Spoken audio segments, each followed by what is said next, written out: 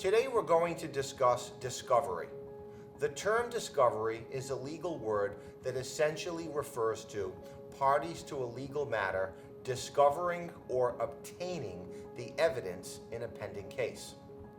In a prior segment, we discussed the notion of the pretrial conference process, and I explained that during pretrial conferences, the lawyers to a criminal case would come together to meet and exchange information.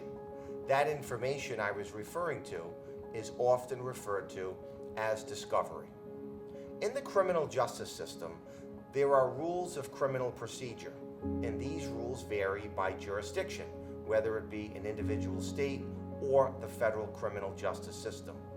The rules of criminal procedure are designed to ensure that all parties have equal access to information.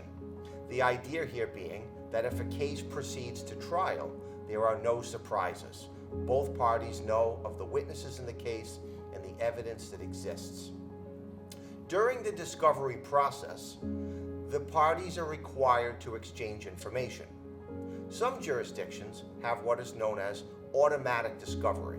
This means that after a criminal defendant has been charged and arraigned, the prosecution is obligated to turn over evidence within its possession, custody, or control.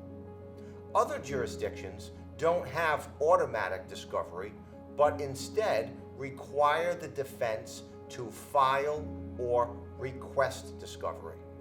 In either instance, whether we're dealing with automatic discovery or discovery that must be requested, the prosecution is required to turn over whatever is in its custody, possession, or control to the defense.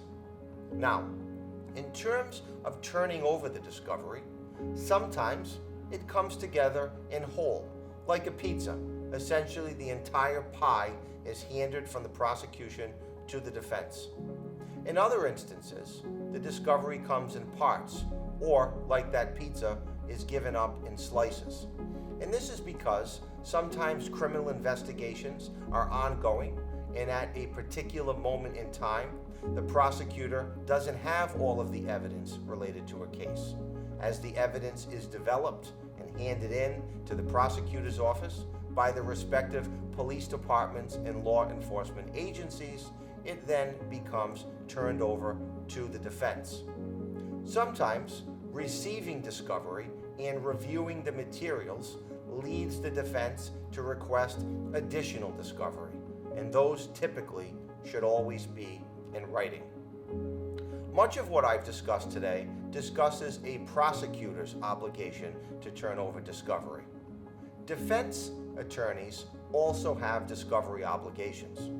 If a case is going to go to trial and the defense intends to call witnesses or present evidence, the defense is thereby obligated to provide this information to the prosecutor, again, promoting that equal access to information and ensuring no element of surprise. If you have questions about the discovery process, you should consult your attorney and the rules of criminal procedure in the jurisdiction where your case is pending.